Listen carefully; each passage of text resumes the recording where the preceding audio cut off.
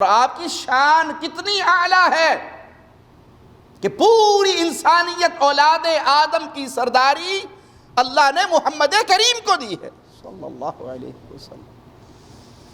پھر ضرورت رہ گئی کوئی نقشبندی بنے، کوئی چشتی بنے، کوئی قادری بنے، کوئی رضوی بنے، کوئی فلاں فرقے میں جائے، کوئی فلاں نام رکھے۔ ارے تمہارے نبی وہ اعلیٰ شان والے کہ ان سے افضل و اعلیٰ کوئی اور رب کی مخلوق میں، پھر بھی بھاگتے ہو، پھر بھی در مصطفیٰ کو چھوڑتے ہو، اغیار کے در کی خاک چھانتے ہو۔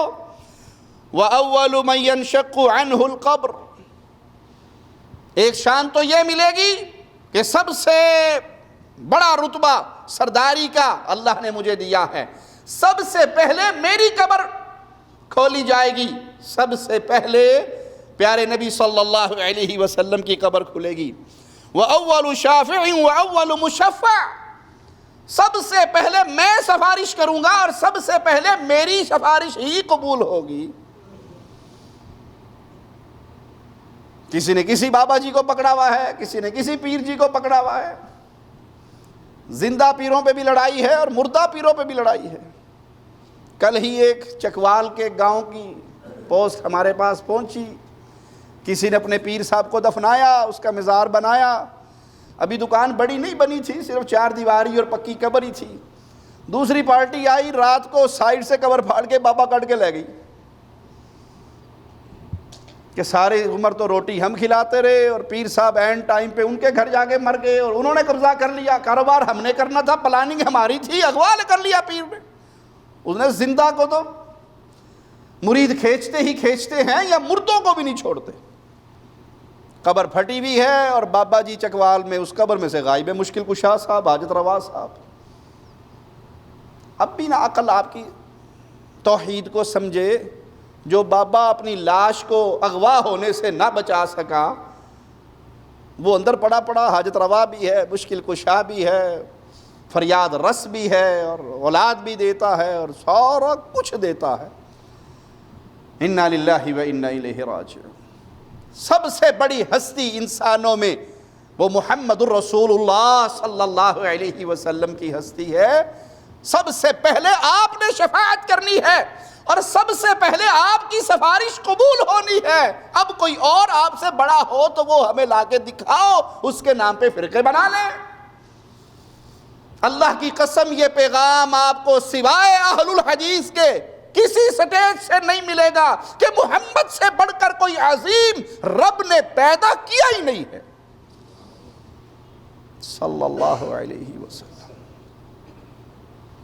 اور جب آپ کہیں توحید کی بات کریں گے، سب سے زیادہ اہل الحدیث کو گالی کیا دی جاتی؟ ایک گستاخ رسول نے، یہ اللہ کے نبی کے بڑے گستاخ۔ جتنی اللہ کے نبی کی شان ہم بیان کرتے ہیں، ایک شان ہے چوما چاٹی والی جو آپ بیان کرتے ہیں، انگوٹھے چوم لو، میلاد منا لو، یہ کر لو، وہ کر لو۔ ایک وہ شان ہے جو حقیقی شان ہے۔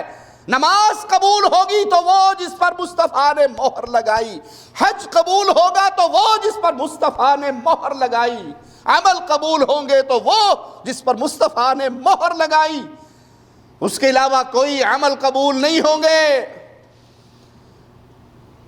مثال دے کے سمجھا دوں، ایک آدمی کے پاس ایک نوٹ ہے جس پر اس نے دنیا بھر کی حکومتوں کی مہریں لگائی ہوئی ہیں، اور ایک بندے کے پاس ایک نوٹ ہے جس پر ایک ملک کی مہر لگی ہوئی ہے۔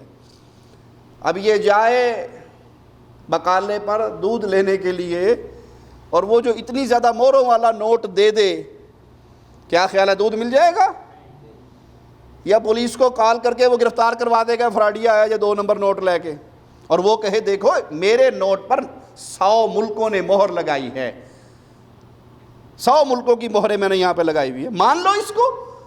وہ کہیں گے نہیں، یہ 100 والا نہیں چاہیے، وہ 1 والا چاہیے۔ سمجھ آ گئی مثال؟ قیامت کے دن آپ اٹھے، اللہ کے سامنے پیش ہوں، آپ کے عملوں پہ ہر پیر نے، ہر فقیر نے، ہر بابے نے، ہر چودھری نے، ہر امام نے مہر لگائی ہو اور اس پر صرف آمنہ کے لال محمد رسول اللہ کی مہر نہ ہو، اللہ کی قسم وہ عمل قبول نہیں ہوگا۔ عاملۃ ناصبہ تصلی نارا حامیہ۔ عمل کر کر کے تھکے ہوئے ہوں گے، ٹھکانہ جہنم کی آگ ہوگی۔ وجہ کیا ہے؟ اس نے سب کو راضی کیا، نہیں کیا تو محمد کا طریقہ نہیں دیکھا صلی اللہ علیہ وسلم۔